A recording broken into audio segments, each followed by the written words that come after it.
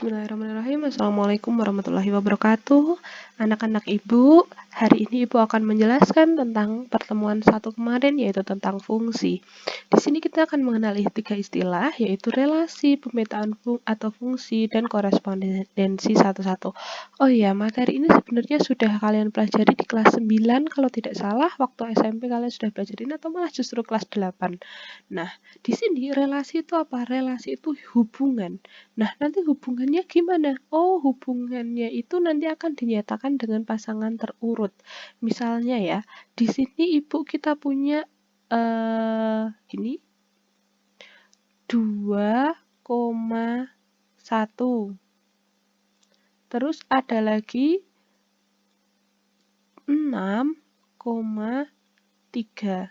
Nah, di sini itu dinyatakan sebagai sebuah relasi yang terbentuk adalah 2 kalinya dari. Jadi 2 itu 2 kalinya dari 1, 6 2 kalinya dari 3, seperti itu. Nah, terus habis itu nanti akan ada pemetaan dan fungsi. Relasi dari himpunan A ke himpunan B dinyatakan pemetaan dan fungsi jika dan hanya jika setiap anggota atau unsur dalam himpunan A berpasangan tepat hanya dengan sebuah unsur atau anggota dalam himpunan B. Artinya apa? Artinya setiap anggota dari A, setiap itu artinya semua ya, semua itu berarti tanpa terkecuali. Jadi semuanya itu cuma punya satu pasangan, dia setia dengan salah satu anggota yang ada di himpunan B. Jadi semuanya harus punya pasangan dan semuanya harus setia. Gitu, itu untuk fungsi. Kalau korespondensi satu-satu bagaimana? Korespondensi satu-satu itu sama dengan fungsi, tapi ada syarat yang lainnya, yaitu dan sebaliknya. Jadi kalau dan sebaliknya berarti setiap anggota dari himpunan B pun juga punya pasangan dari himpunan A tepat satu. Jadi A dan B tidak boleh sama-sama selingkuh, kayak gitu. Kemudian ada notasi fungsi, domain, kodomain, dan range. Notasi fungsi di sini adalah f.2x sehingga y sama dengan fx. Apa sih maksudnya? Nah, maksudnya itu adalah kita punya titik di x, kemudian kita harus juga punya satu titik di y. Y-nya nyarinya gimana? Ya, y-nya itu x itu dimasukkan ke dalam sebuah fungsi. Nah, fungsinya apa? Itu yang akan kita lihat nanti. Nah, apakah itu hanya dengan F? Enggak, ternyata ada G, ada H, dan seterusnya. Terserah kalian, yang penting konsisten.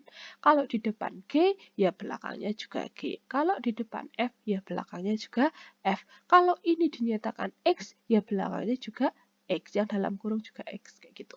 Terus ada domain. Domain itu daerah asal, kodomain itu daerah kawan, range itu daerah hasil. Apa sih daerah asal, kawan, hasil itu? Nah, misalnya gini, ada relasi dari himpunan A ke himpunan B. Udah cukup ini dulu. Nah, relasinya itu dari himpunan A ke himpunan B. Maka asalnya dari A, tujuannya ke B. Maka daerah asalnya atau domainnya itu adalah himpunan A, sedangkan tujuannya daerah kawannya itu adalah himpunan B. Terus nanti daerah hasilnya gimana? Kita pakai contoh ngelihatnya. Oke? Di sini kita punya himpunan A itu adalah himpunan 1, 2, 3, 4 dan himpunan B itu adalah himpunan 6, 7, 8, 9, 10. Yang fungsi jelas kita bisa niteni dari domainnya. Domain itu yang ada di mana? Yang ada depan dong. Nah, di depan sini itu dia tidak selingkuh atau dia cuma punya pasangan satu. Ini checklist. Ini checklist. Loh Bu, nomor 2 kok yang B-nya itu yang belakang itu ada 2, ada 6-nya 2 kali. Nggak masalah karena dia masih fungsi, bukan korespondensi satu kayak gitu. Loh Bu, yang nomor 3 malah semuanya? Nggak apa-apa. Terus loh Bu, yang nomor 4 kok nggak urut yang belakangnya? Nggak apa-apa juga. Yang penting dia punya pasangannya tepat satu. Oke, kenapa yang sebelah sini bukan fungsi yang nomor 1? Karena ada angka 1 itu yang dia tuh double pasangannya. Nah, berarti kan karena ada salah satu anggota dari domain, ini himpunan A itu domain, yang punya pasangan lebih dari satu pada kodomain. Nah, kodomainnya itu adalah himpunan B, seperti itu. Nah, terus selanjutnya, ini contoh kedua, 161638. Oh, selain dia selingkuh, nah ini selain dia selingkuh, dia juga ada satu anggota yang dia tidak punya pasangan. Oh, bukan hanya satu, tapi dua. Ada 2 dan 4. Ada 2 anggota dari himpunan A yang tidak memiliki pasangan pada himpunan B, atau dari domain dan kodomainnya tidak punya pasangan. Yang domainnya tidak dua anggota dari domain itu tidak punya pasangan daripada kodomain, kayak gitu.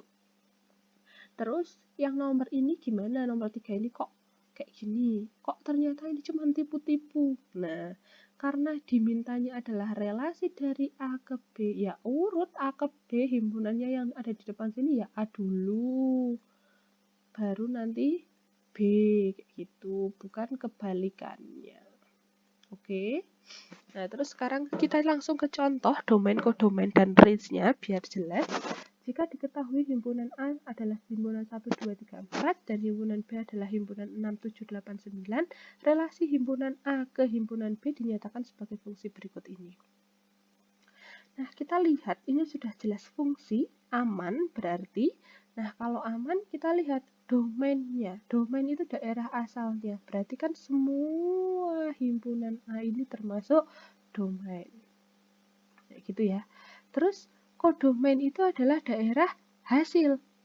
Salah. Daerah kawan. Berarti semua tujuannya itu adalah daerah kawan atau himpunan B-nya itu apa. Terus kalau range-nya apa? Range-nya fokus di sini. Range-nya fokus di angka-angka tertentu. Nah, ini ada 6, 6, 8, 9. Berarti 6-nya kok disebut sekali? 2 kali. Berarti kita nulisnya hanya sekali. Kayak gitu ya. Jadi angka-angka yang memang benar-benar pasangannya itu apa? Memang jodohnya itu siapa? Kayak gitu. Terus kalau dinyatakan dalam diagram panah masih kasus yang sama, dia dinyatakan dalam diagram panah, cuman B-nya ini Ibu kurangi 1, kayak gitu.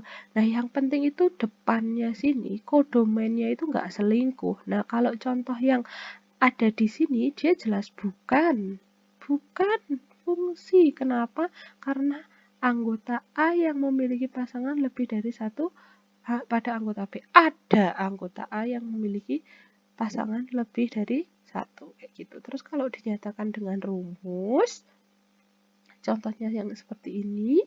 Nah, ini artinya adalah fungsi G itu adalah R ke R, jadi bilangan real, kayak gitu. Semuanya bilangan real, dan fungsi G ditentukan dengan rumus ini, gitu ya.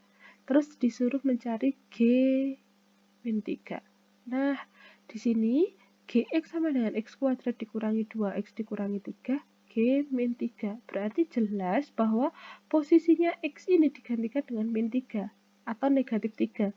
Berarti seluruh X yang ada di fungsi G itu digantikan dengan negatif 3. Sehingga di sini ada negatif 3 dikuadratkan dikurangi 2 kali negatif 3 dikurangi 3.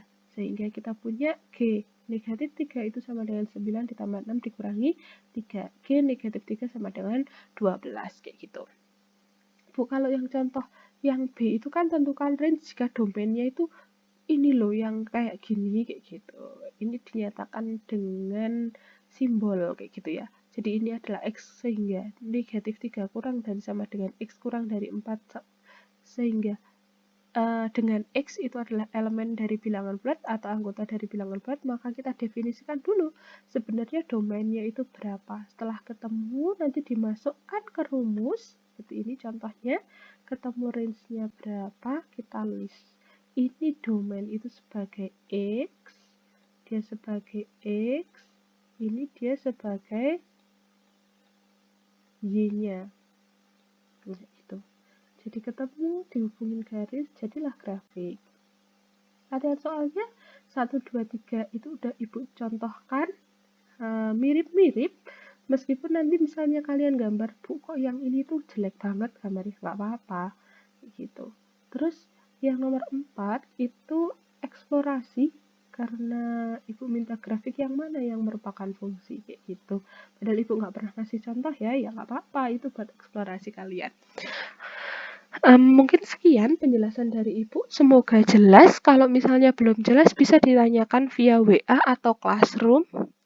Kalian semua sudah tergabung. Ibu akhiri, wassalamualaikum warahmatullahi wabarakatuh. Terima kasih anak-anak ibu.